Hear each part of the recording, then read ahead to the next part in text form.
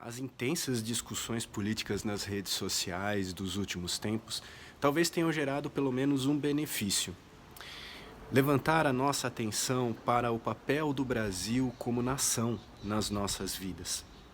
E, afinal de contas, independentemente do espectro ou do lado político em que eu me situe nas minhas convicções, será que diante de tanta coisa errada que eu possa estar vendo, o melhor não é deixar logo este país e ir construir algo melhor em outro lugar? Ou será que o Brasil ainda vale a pena e a gente tem que investir nele mesmo? É essa discussão que nós vamos fazer hoje em Kardec Explica.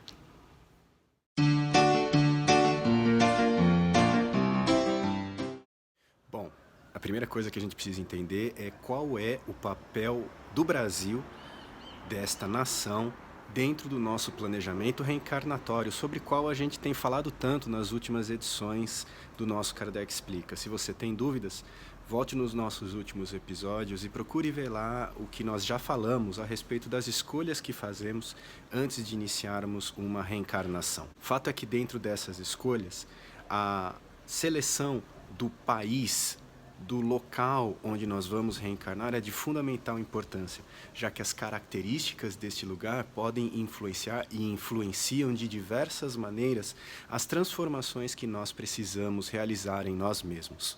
Uma maneira ótima de compreender isso é ler as obras Brasil, Coração do Mundo, Pátria do Evangelho, de autoria de Humberto de Campos, e A Caminho da Luz, de autoria de Emmanuel, que tratam com bastante detalhes sobre os bastidores espirituais da história geral e da história do Brasil. Ali nós vamos ver que Jesus implanta no Brasil um projeto de progresso, de evolução espiritual para um grupo de espíritos com determinadas características e necessidades.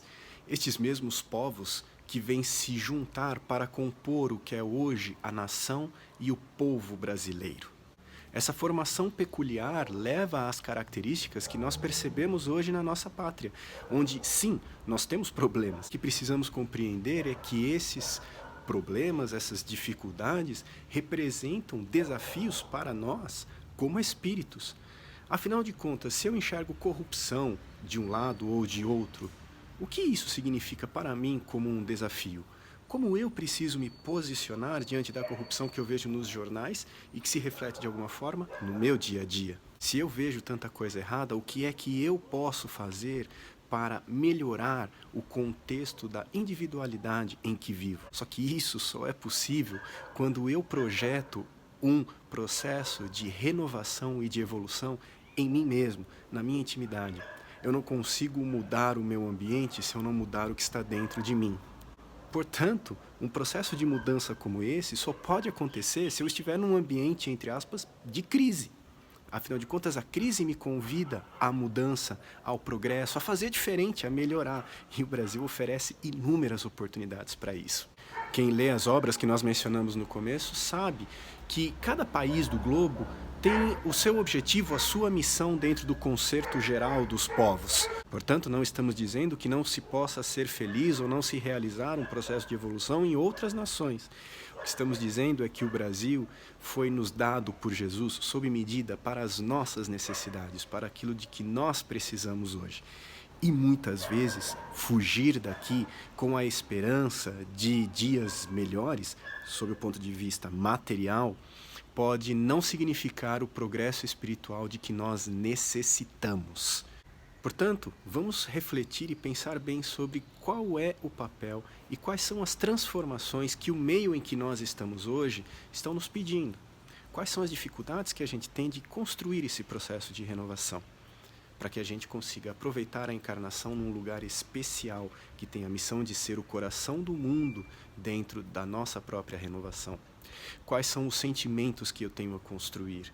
Qual é a fraternidade que eu não consigo ainda expressar no meu coração? Quais são os sentimentos de caridade, de generosidade, de afetividade que eu ainda estou aprendendo a ter dentro de mim? Qual é o desafio de lidar com as diferenças? E afinal de contas, se tudo materialmente me parece tão errado, o sentimento ou o ato de desistir, ir embora e deixar tudo para trás para outro resolver, não será de alguma forma um egoísmo que eu tenho que cuidar dentro do meu coração? Diante dessas reflexões, a gente pode dizer que uma mudança de ambientação reencarnatória pode até acontecer de forma natural na nossa vida, ou seja, sem que a gente trabalhe para isso com um sentimento de revolta, de fuga. E se acontecer, é porque, sim, é possível que nós estejamos sendo chamados a levar um pouco do que aprendemos aqui para outros lugares. Mas essa não é a regra para a gente ainda não. Nós ainda temos muito a aprender dentro das perspectivas que o Brasil nos oferece. Essa nação de natureza abundante, de povo diverso, de uma série de construções a serem feitas, de uma religiosidade natural.